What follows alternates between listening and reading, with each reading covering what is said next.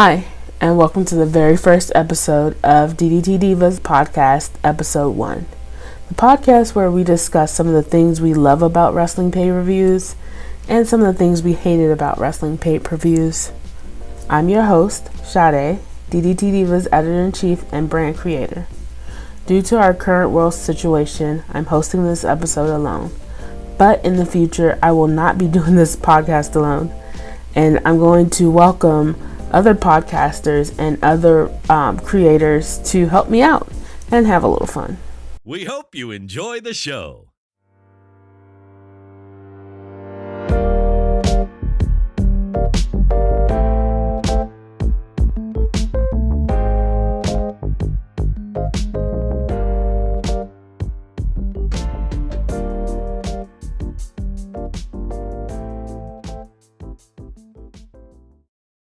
In this episode, I'm going to review WrestleMania 36, Too Big for Just One Night.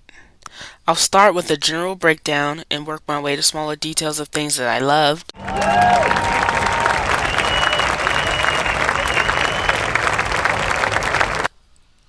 and things that I hated. Jumping right in, let's talk about the things that I loved. There are three things that I really loved about WrestleMania 36. The first thing that I really loved was that WWE managed to put on a very great, solid show in our current world situation. And there are only a few matches that I really didn't like that I would consider as bad matches, so to speak. I thought they did an amazing job with the camera angles, and you couldn't even really notice the empty arena. I mean, of course, the sound, you didn't hear any people cheering, but the look and feel with the camera angles were very focused on the wrestlers in ring, and they did a really good job with that. And I actually thought that they did a couple cool camera angle shots where the cameraman was in the crowd and he was like shooting from the crowd.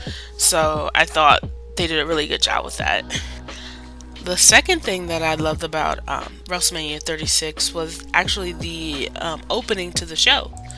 The show starts out with Stephanie McMahon addressing the WWE Universe and addressing our current world situation, and then after that they move into America the Beautiful, and they did this really cool thing where they took previous performers and they like sliced and edited together America the Beautiful using previous performers such as Boyz II Men, Gladys Knight, Ray Charles, Fantasia, John Legend, Little Richard. Like, they did a really good job doing that, and I thought that was really cool. And I wasn't aware that WrestleMania performances, America the Beautiful, was so deeply rooted in black performers and artists singing the song. So it was really cool to see all the different black singers singing America the Beautiful. And I just loved how they decided to edit all the performers together to actually, give us the traditional America the Beautiful at WrestleMania 36.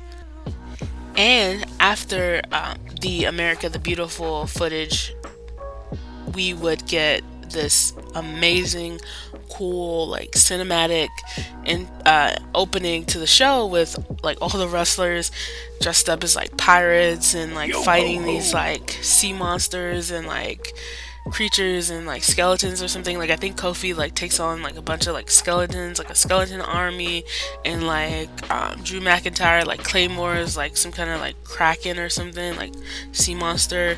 And just the narration and everything, it was kind of funny and kind of uplifting and just really cool to see. And as someone who considers themselves I consider myself as a movie buff, so I love anything involving movies and very cinematic and things like that.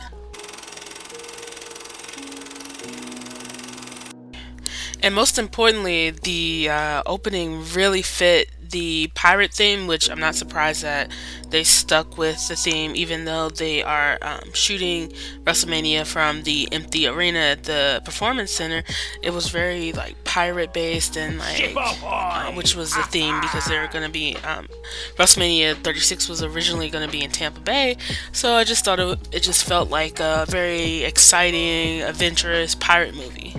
And the third and final thing that I really, really loved about WrestleMania 36 was this is going back to how the performers, the wrestlers, and WWE, the company, was able to work under pressure and adapt to our current world situation with the coronavirus. I loved how many of the wrestlers were, talking trash to each other. They were, grunting. They were like, making sounds so the fans could really hear it and get into it and not just wrestling silent.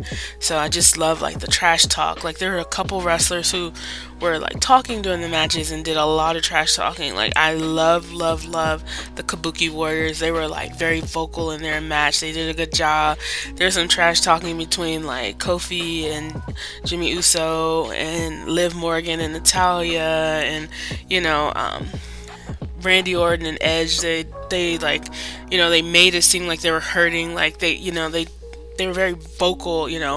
Rhea Ripley and Charlotte Flair, there was a lot of grunts and like sounds of pain, and I just thought that really enhanced the show because, usually we won't hear that because there's a crowd and the crowd is so loud, but because it's such a silent show because there's no crowd, we really get to hear this sound and this action and the trash talk, and I just really enjoyed that, and I think it really helped the show. So those are the three things that I loved about the show in general. Now I'm going to discuss some of the things I didn't like about the show.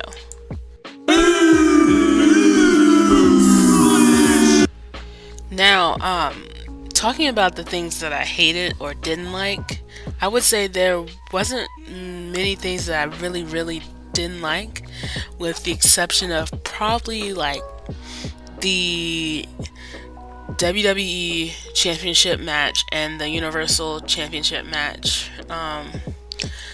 Those two matches were like finisher, pin attempt, 1-2, kick out, finisher, 1-2-3, new champion.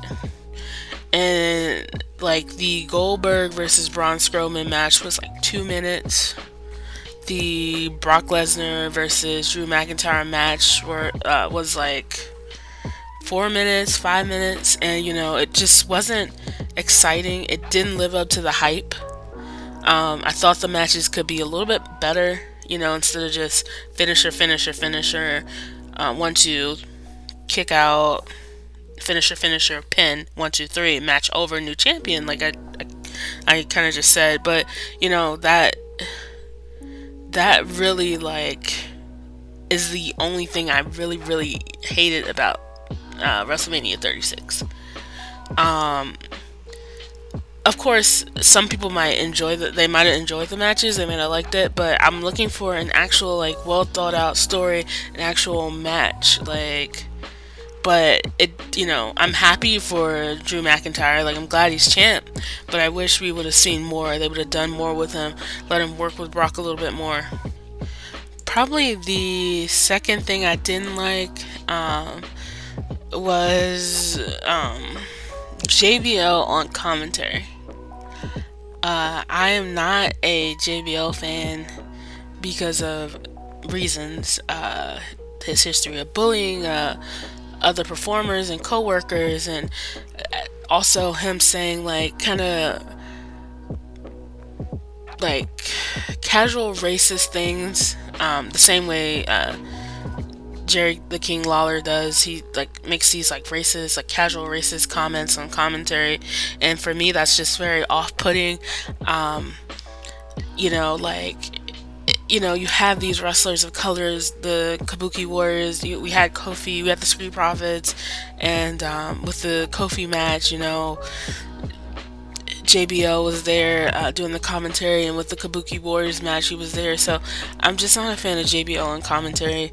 So that was like the only thing that I hated, and I kind of wish he wasn't on there. But I mean, who knows? Due to the current world circumstances and what's happening in the world with the coronavirus, I know I keep saying that. He might have been the only person to do the job, but I just wasn't really a fan of JBL. So, moving on to a more general match by match breakdown, I'm going to start talking about the matches that I really loved. And I'm going to start first with night one, night one or part one that took place on Saturday. So the first match, and I think probably my match of the night for part one on Saturday, was the Kabuki Warriors versus Alexa Bliss and Nikki Cross, or Bliss Cross is what I call them.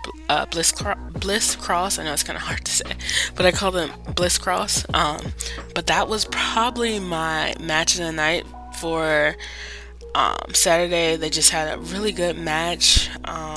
Just very vocal, a lot of like sounds, and I love what they did like in that match. It was very entertaining. It was a good way to start off the show, so I definitely love that match. I love Kairi Sane's Pirate Princess ring gear. It was very cute, and it's kind of sad that she didn't get to like show it off in Tampa in front of so many people, because it was really cool gear.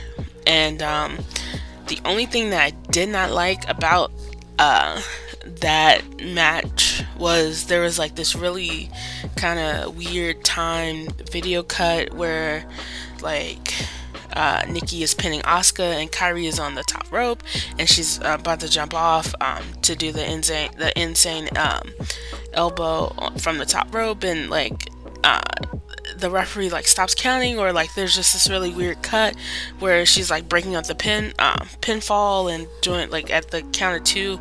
So that just really kind of, that was like the only thing that kind of caught me like off guard and I didn't really like about it. But other than that, I thought it was really cool, the match. The next match for part 1, night 1, that I would say I have a love-hate relationship with this match, but it's more of a love than a hate, is Becky Lynch versus Shayna Baszler. The match itself was okay, and it was entertaining, but, I kind of wanted to see Shayna Baszler get the win.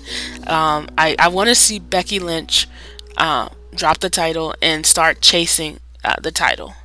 I feel like we've seen so much good stuff from the man Becky Lynch, but now I want to see Becky fight to regain her championship.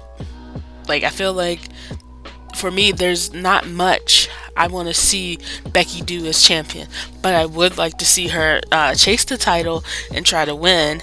And so that match actually left a really big question in my mind, and a question I want to pose to the listeners is, what's next for Becky Lynch? Who is next for Becky Lynch?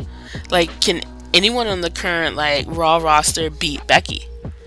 And so that's the question I hope WWE addresses and answers fairly soon, because with Becky taking on Shayna and beating Shayna, like, what's next for Becky?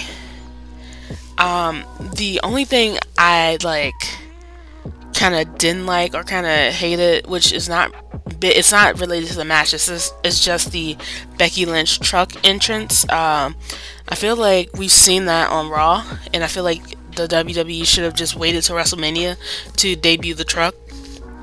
And I felt like it would be cooler if they would have waited to WrestleMania to debut the truck. But after seeing it on Raw, it kind of didn't have that special feel. But other than that, I enjoyed the match. I just want to know who's next for Becky. So next on the list is Sami Zayn versus Daniel Bryan. That match, I kind of have a love-hate relationship with this match as well, but more love, so I'm gonna put it in the love category.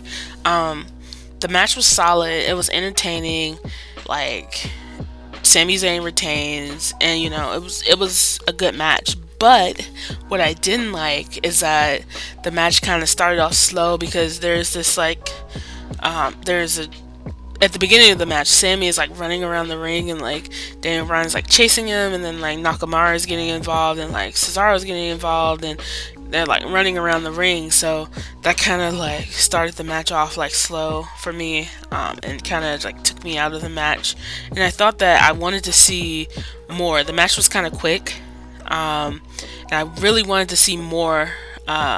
A longer match from Zayn and Bryan. Like, I feel like this match could have been the match of the night. They have the potential, and I just really wanted to see it. But, you know, we didn't see it. It was short. So, that match that's why I put it in the love-hate, like, relationship, like, category. Because, you know, there could have been more, but it was a good match. So, I'm going to also say I loved it. You know, for the most part, I loved it. Now, moving on to a match that I would say I really loved, was Jimmy Uso versus Kofi Kingston versus John Morrison. That match, and it was a ladder match, and it was for the tag team championships. We have probably all heard about the rumors, or I don't know if it's true or not. I'm not gonna say it's true, but allegedly, The Miz is sick, and he got pulled from the match. And so because The Miz got pulled from the match, they had to remove Big E and Jey Uso from the match, because John Morrison would not have a partner. So we get this triple threat match for the titles. It's a ladder match, and it's like it was probably the most fun match on part 1 of WrestleMania 36. There's a lot of high flying spots, a lot of parkour spots from John Morrison. Kofi had a lot of cool spots. Like, one of the spots, he like jumps on the rope onto the ladder, like he's on the rope and he jumps like onto the ladder and tries to kick like Jimmy and Morrison, but he's like thrown out of the ring by Jimmy and Morrison. So it was like a really fun, like high, like energy match, and I just loved it. It was cool to see both Kofi and John Morrison in singles action. You know, I wasn't really hyped to see Jimmy in singles action, because I feel like Jimmy and Jay are like the Usos, and like as a team they're better as a team. But like this match was probably like my second favorite of night 1, part 1. The only thing that was kind of sad, and not really a dislike, just sad, was seeing Kofi back in the tag team division after last year's WrestleMania, Kofi Mania last year. I feel like Kofi should be in WWE's main event scene. He's proven himself worthy. He's proven himself to be able to pull off a good in-ring match with emotion, to like be emotional in the match, to just do so much more, and just to be so much more well-rounded. So that was kind of sad. It kind of like hurt, you know, like to see Kofi back in the tag team division at WrestleMania. And just last year, Kofi Mania was the big thing. Like that last year, I was looking forward to Kofi Mania. That is what I was like hyped about for last year's WrestleMania. So just seeing Kofi like not being in the main event scene anymore, it's just a little sad. So the next match was Seth Rollins and Kevin Owens. I liked the match. Probably the thing I liked most about the match was Kevin Owens jumping off of the WrestleMania sign onto Seth Rollins, who was like incapacitated, laying on the announce table. That was really cool, and I'm glad that they used their surroundings to enhance the match, and you know, they give us like this cool, like memorable moment, WrestleMania moment, of Kevin Owens like jumping off the huge like WrestleMania sign. You know, at first I was a little upset because the match like stopped. Like Rollins tells the person who rings the bell to like stop the match and ring the bell, whatever. So like that was kind of like sad to see, but I'm really like not even sad, like I was scared that they were gonna actually do that, and that's how the match was gonna end, and like KO was gonna win via disqualification. But when they restarted the match, I was like, ooh, this is good. Like, this is good to see. But I mean, I would still say that the triple threat ladder match was a little bit better, or at least I liked it better. It was more energetic and more like high flying and more exciting, but pretty solid, good match from Seth Rollins and Kevin Owens. So the last match for night one, part one, that I really loved and enjoyed was AJ Styles versus The Undertaker. I came in with very low expectations for this match. I have not been excited for an Undertaker match in years, especially after the Goldberg versus The Undertaker match in Saudi Arabia. So I wasn't really sure what we're going to get from this match, and when WWE announced that it was going to be a Boneyard match, I thought they were going to like just fix up the Performance Center or something and just have a little match with some Party City like decorations, like skeletons or like tombstones and stuff like that. But no, this match, like, just everything I expected from this match, they like did the opposite. Like, this match was like so well put together, and most importantly, they really touched on something that I really love. And I will, like, as long as I do this podcast, I will tell you guys that I am a movie buff. I love like cinematography, I love like cinema, and they decided to do this very cool like cinema style in wrestling. Now, that being said, WWE is definitely not the first company to like do this big cinema style. This like cool like cinema wrestling, like it looks like a movie, it feels like a movie, it sounds like a movie kind of. So like I was very excited to see WWE incorporate the like blend together cinema and wrestling, because I feel like cinema and wrestling works well. And so for like all the listeners out there, if you're listening to this podcast, I just want to know, do you think cinema and pro wrestling is a good match? Does it blend? Does it work well? What are your thoughts on like cinematic like wrestling? So getting specifically into the match, it starts off with like AJ Styles, like, so we think it's the Undertaker in this hearse, and like there's a casket, and like out pops AJ like crypt keeper style, like Tales from the Crypt, like he's like popping out of this joint, and like there's music, like light like background music to set the mood for the scene. And then like here comes the Undertaker, he's like on his bike and he's like pulling up, and like they just start like fighting, and it sounds like there's a little bit of like sound effects. I don't know, maybe there wasn't, but it sounds like there's some sound effects to the action. And like we see like down the line we see like some explosions, some fires, some lighting, and then Anderson and Gallows, they're like incorporated into the match as well. And then there's this like cool like score for the match. There's a really nice, it sets the tone for like the different scenes in the match. There's like some scary kind of like omen music.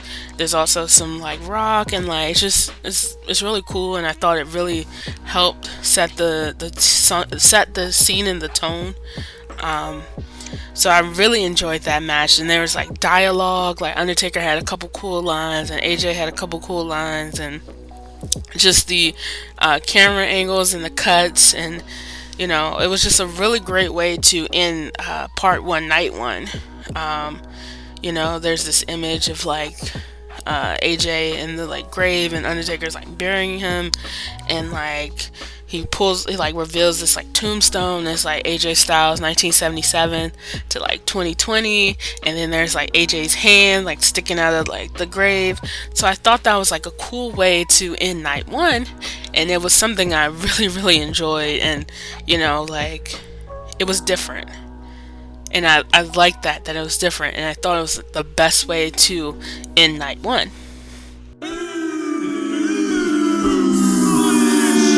Now, moving on to honestly the only match that I hated on night one, part one, Goldberg versus Braun Strowman for the Universal Championship. That match is the only match that I would say I hated on night one. I am not a fan of these like 2 minute, 4 minute championship matches where the wrestler just hits a bunch of finishers and then it's over. I want to see more from wrestlers, especially in a Universal Championship match or a WWE Championship match. I just want to see more. So that was the only match that I hated. It was too short. Goldberg and Braun Strowman did the same moves over and over again. Spear, spear, spear. Power slam, power slam. And it wasn't what I expected. I wanted more. And I mean, it's a WrestleMania match. Like, I can understand maybe like, a couple spears, but it's like a 2 minute match. Like, come on. Like, I wanted more. And also, like, I'm sure if you're a wrestling fan, you're probably familiar with the Braun Strowman, like, Instagram comments about, like, finding another profession. That really kind of took me out of it too. Like, I try not to let like the personal like affect like the wrestling, but it sometimes is impossible. So like that kind of took me out. So I'm just gonna say, like, for night one, part one, that was the only match that I like can say that I hated, and I would probably not watch again. Alright, so now moving on to night two, part two of WrestleMania 36, Too Big for Just One Night. Night two took place on Sunday. I'm going to talk about some of the things that I loved about night two, some of the matches that I loved about night two. I think I enjoyed night one more than I enjoyed night two. I think there's more things that I didn't like about night two than I didn't like about night one. So anyway, kicking off night two was Charlotte Flair versus Rhea Ripley for the NXT Women's Championship. I love this match, and I will say that this was the match of the night for part two, night two. But I would say all the women's matches were really good, and I loved all the women's matches at WrestleMania 36.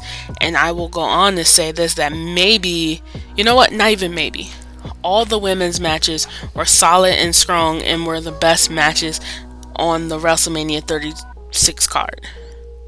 That's that. Like, for me, that's it. Like, the women's matches were great. So back to Charlotte versus Rhea Ripley. I love the match. Very entertaining. Very vocal. They're very vocal during this match. Like, that they were in pain and like someone was getting beat up. Rhea's her leg was like injured in the match, and like she was like, you could tell she's like hurt. So yeah, I like the match. I love Rhea's Dragon Ball Z inspired ring gear. It actually took me a while to realize that she was Vegeta, or she was like, her ring gear was Dragon Ball inspired. I did like that she didn't change like her typical gear style, and like she just changed the colors and like made it like Dragon Ball Z like and inspired like cosplay, Dragon Ball Z cosplay. So I actually liked her ring gear. I loved Charlotte's robe, like her robe and like her purple like ring gear. Too cute, like very stylish, very cute. The only thing I didn't like about the match was Charlotte Flair winning. I think that it would have been cool to see Rhea Ripley win, and it just brings up questions for me, like what's next for Rhea? What's next for Charlotte? I'm also hearing a lot of fans and people in the wrestling community say that they feel as if Charlotte won the title because WWE needs to put someone with more star power on NXT. And I'm not going to talk about that in this podcast because this is a WrestleMania 36 podcast, and I don't want to like jump into NXT and then the Wednesday Night War. So I'm just going to say that, I just want to see what's next for Charlotte. Who is she going to face? Is she going to spend more time at NXT? Is she going to be on NXT and on Raw? Because I've also heard from some people in the, the dirt sheets say that Charlotte will be working NXT and Raw. So I'm just interested to see what is going to happen next. So, that was the only thing I didn't really like about the match. I wouldn't say I hated it, but I didn't really want to see Charlotte win because I felt like, let's give Rhea Ripley her time, let her be champion for a little bit, let her fight some more women in NXT and that's what I was looking forward to. I was kind of hoping that Rhea picked up the win. So the next match that I kind of have a love-hate relationship with this match. Aleister Black versus Bobby Lashley. And I would say I have more of a love relationship than a hate relationship because the match was really strong, it was really solid, and it was really entertaining. And I just, I kind of wish they would have started building up for this match, earlier, even before things happened, because I think that seeing Aleister Black and Bobby Lashley in a storyline, a feud, would be really cool. The finish to the match was really funny, like Lana, who is Bobby Lashley's wife, and it's cool. She's coaching Bobby Lashley in the match, and he gets black masked by Aleister Black, he gets kicked after Lana's coaching him. So I thought that was kind of funny. I don't know if it was meant to be funny or not, but kind of got a laugh out of that. So I found that entertaining. The only thing, like I said, I wish there would have been more build up to the match. So I wasn't emotionally invested in this match. That's the same thing I felt about the Elias versus King Corbin match. I wasn't emotionally invested in it. Not saying that it was a bad match, the Elias versus King Corbin, which was actually on night one. I just wasn't emotionally invested in it, and that's the same way I was with the Black versus Lashley match. But a good match, a solid match, an entertaining match. So the next match that I would place in the love category is Dolph Ziggler versus Otis. This match had a really great story going into WrestleMania 36. Really strong build up. On the Go Home episode of SmackDown, we find out that Sonya Deville has been working with Dolph Ziggler this whole time, and essentially, which is the breakup of Fire and Desire. Mandy is the face in the storyline, and Sonya is the true heel. I actually enjoyed the match. It was a little predictable because before anything even happened, I was saying okay, Sonya's gonna get involved and try to mess up Otis, but Mandy's gonna come out, beat up on Sonya, save the day, help Otis get a win, do something to Ziggler to cause him to lose the match, and at the end they're gonna kiss. I called it. There's gonna be a kiss. Otis is gonna get the girl, and Mandy's gonna become this face, and Sonya's gonna become the heel, and they're gonna break up. So that was the only thing that I kind of didn't like. That it was kind of predictable. But other than that, solid match, good match, entertaining match. Actually, really entertaining story. If you are into those kind of stories, like the couples and the romance stories in wrestling. I'm kind of sad to see Fire and Desire break up. I really felt like they were a good tag team, a solid tag team, and with Alexa Bliss and Nikki Cross having the tag team titles now, although the tag team champions can wrestle on both Raw and SmackDown, I thought it would be cool if we saw more from Sonya Deville and Mandy Rose, but I'm assuming they are no longer a team anymore. Moving on to another match that I really loved, the Raw Tag Team Championship match, the Street Profits versus Angel Garza and Austin Theory with Zelina Vega as their manager. Originally, the match was supposed to include Andrade. Unfortunately, Andrade was injured, so Austin Theory had to take his spot in the match. This match was just fun. It was exciting. It was fast paced. I'm a little disappointed because the match ended very quickly. It's about a 6 to 7 minute match. I wish it would have been a little bit longer, but a solid match. And at the end of the match, the Street Profits are getting beat up by Angel Gaza and Austin Theory, and Zelita Vega gets in the ring and she's like being on them too. And then Bianca Belair comes out and makes the save for the Street Profits, her husband Montez Ford. She beats up on Zelita Vega. She looks great doing it. Bianca Belair gets her WrestleMania moment, which is what we have been asking for weeks now. We wanted, most people, I know myself and some other people that I talked to, we really wanted Bianca to actually be involved and to get a spot in the Charlotte Flair versus Rhea Ripley match, make it a triple threat. So that didn't happen, but it's good to see her get her WrestleMania moment in the Street Profits match. I loved the SmackDown Women's Championship match, the 5-way elimination match. The women had a really great showing at WrestleMania 36. All the women's matches were solid, entertaining, and just fun to watch. Like, I feel like I can go back and look at those matches over and over again because they were really great. This match, I thought the storytelling was really cool because it seems as if we're gonna get Sasha Banks versus Bayley storyline in the future. Maybe a face turn for Sasha. She's gonna realize that it's her time and she should challenge Bayley for the SmackDown Women's Championship and not like keep following Bayley. So I feel like they're gonna give us a story with that based on the ending of the match. Tamina did a really great job. All the women did a great job, but I really liked Tamina because she was like this really strong, like the strong woman in the match, and they couldn't take her out. Everyone had to like do their move on her, and like you see like Sasha does a frog splash and Naomi does her split leg moonsault, and like they all have to like run and like pin Tamina just to get her out. Like all the women are like pinning her just to like eliminate her from the match. I loved all the women's like ring gear. I loved Naomi. Naomi was serving looks. She looked great. Natural hair, like cool ring attire. Like, love the natural hair. Like, I cannot tell you how much I love Naomi's natural hair. Like, as a natural like woman right now, like I've been natural for a while, my whole life pretty much.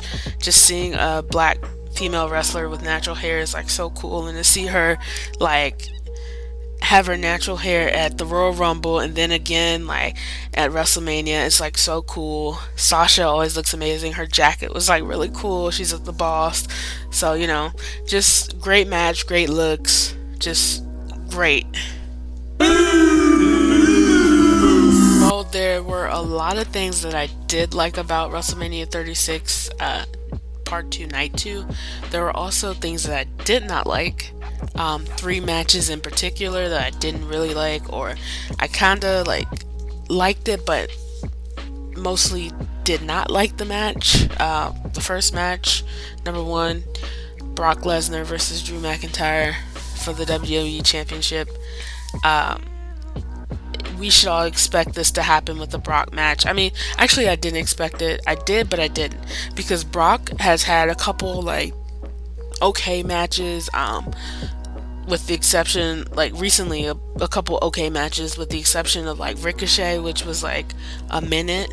So I kind of expected his match with Drew McIntyre to be at least like 8 minutes or like 10 minutes, but it wasn't. So when I think about it in retrospect, I shouldn't be shocked that the match was really short and that there's just a bunch of like finishers and like signature moves and then like pinfall attempts and then the match is like over.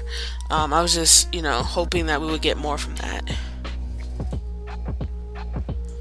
So Edge versus Randy Orton. I would place this match in the dislike category. If someone like asked me, did you like it or did you like dislike it? Did you love it? Did you hate it? I'm gonna say I did not like it. But I did not like it because I felt like the match was way too long. That match was like almost 40 minutes. I feel like if it would have been cut like 10 or 15 minutes, cut it like 10 to 15 minutes off of the match, I would not have said I didn't like it. I wish they would have done more in the match, a couple like moves, like it was just kind of like a brawl. Not saying that brawls are bad in wrestling, but it was a last man standing match. But I felt like the match was more of a street fight or a falls count anywhere match. So I like the match was just long, and I had started to lose like my attention span started to fall. So I'm just gonna place this match in the dislike category. John Cena versus The Fiend, Bray Wyatt, was unique. It was different. What we saw wasn't bad. It was actually interesting if you go back and look at it and kind of think things through. But I was really disappointed because I actually wanted a match to follow that up. I wanted to see what we saw, but just maybe give us like a 5-10 minute match to just follow it up. And so we didn't really get a match. So I'm a little disappointed. Like I really wanted to see like John Cena return to the ring.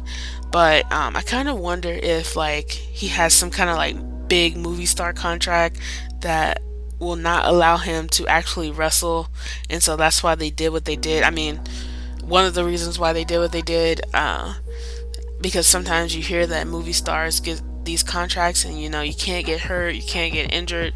So I don't know. I'm just assuming, but I really wanted to see an actual match between John Cena and The Fiend. At the end of the day, if someone asked me if I loved WrestleMania 36 or if I hated WrestleMania 36, I'm going to say that I loved it. Solid pay-per-view. WWE really worked well under the pressure, and they really handled our current world situation really well. So I'm going to say that I loved WrestleMania 36. Now, if you are a listener who's still listening to this podcast, I know it's like we're probably about like 40 minutes in. I have a couple questions for the listeners and some things that I hope WWE address and answer in the future as time goes on. I know Money in the Bank is the next pay-per-view in May. So I kind of want to know what's next for Becky. Who will challenge Becky next? What's next for Charlotte and NXT? Who's going to challenge Charlotte? I know we have the NXT ladder match and we'll find out, but like, what's the long-term goals with Charlotte? Also, Drew McIntyre. Who will challenge Drew McIntyre for the WWE Championship? Also, Braun Strowman. Who will challenge Braun Strowman for the Universal Championship? One thing I love about WrestleMania is that a lot of storylines end and a lot of other storylines begins. So like they end some stories and they start some new stories. So I just want to know what's next, who's next, so those questions being asked and that being said, I just want to thank everyone who is listening to this podcast. I was really nervous about doing a podcast, especially alone at the moment.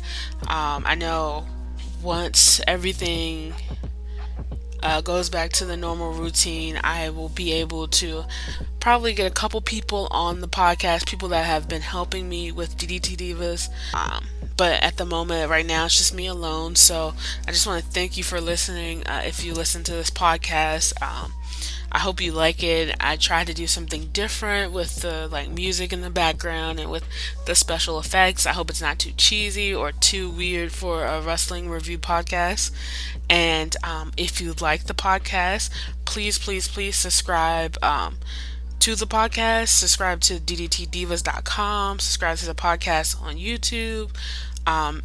Everywhere or anywhere you listen to podcasts, and this podcast is on that site. Please subscribe. Please help. Thank you so much to everyone who has been supportive of DDT Divas. I really appreciate you all. I appreciate everyone who's been supportive, and I just want to keep putting out content. If you like it, I'll keep doing it. Just let me know what you think of the podcast. Thank you for listening.